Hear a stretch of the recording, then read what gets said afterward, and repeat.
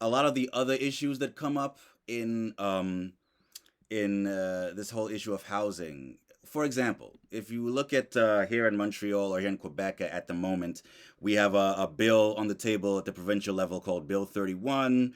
And I'm already looking at my email right here. I'm seeing an announcement in fact, I guess this protest is going on right now, actually, as we speak.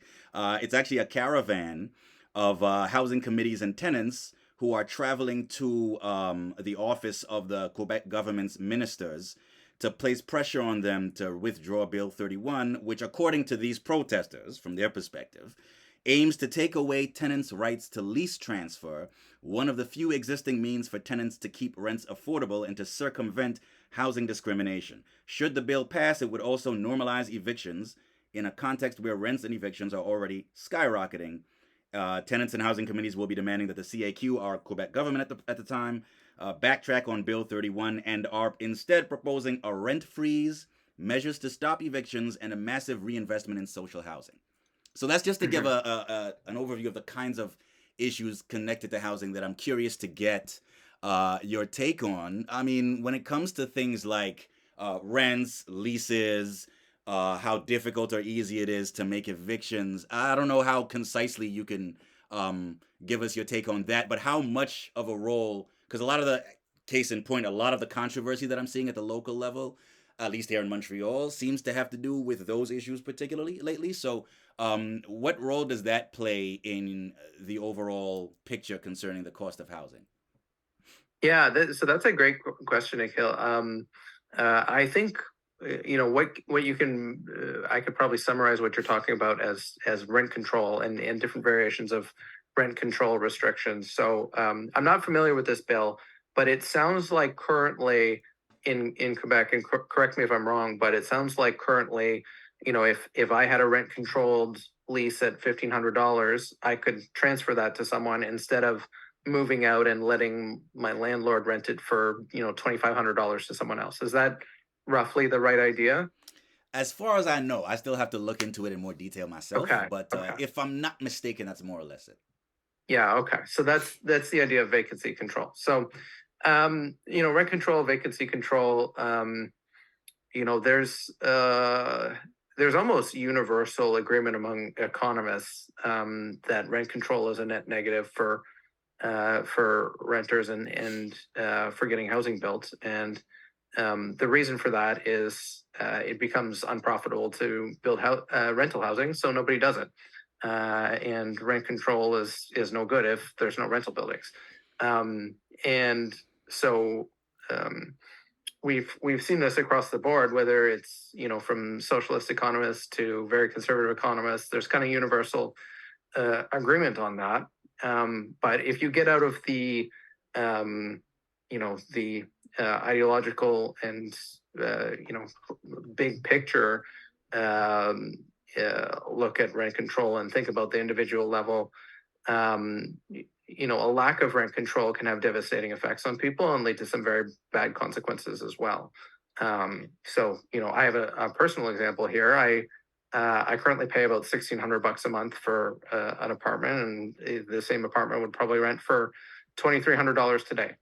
So I'm very thankful to have rent control.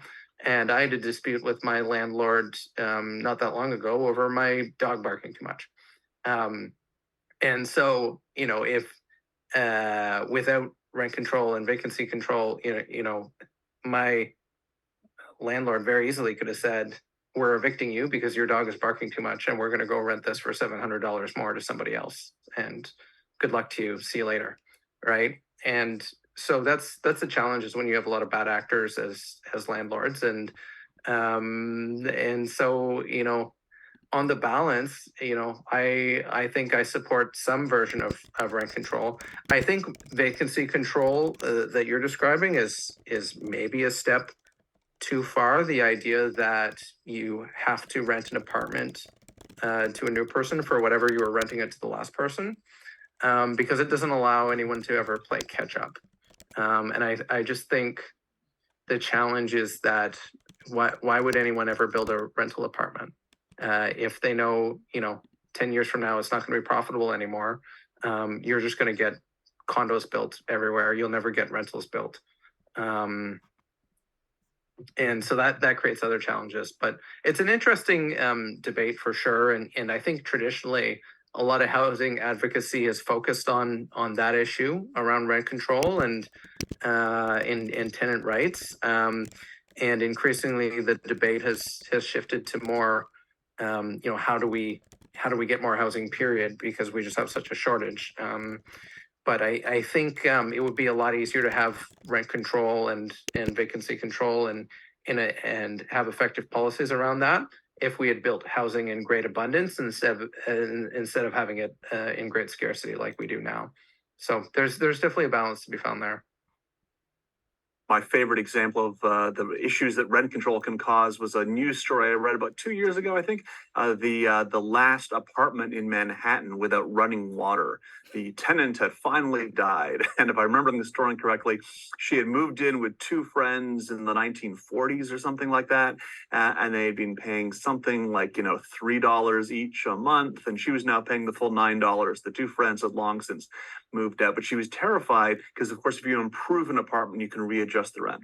So she never allowed the landlord to make any improvements, including installing running water in that apartment. I think there was also a hole in the floor that she didn't let them patch because she was worried they were going to use this. Now, that lady was getting a great deal in terms of paying low rent, but she also had to sort of walk down to some sort of communal tap or something when she wanted water. I'm not sure if Yeah. that's a deal I'd take even for $9. Yeah, a month. I used to live in Manhattan just over a decade ago when I was going to law school in New York City. So I have some idea of what you're talking about.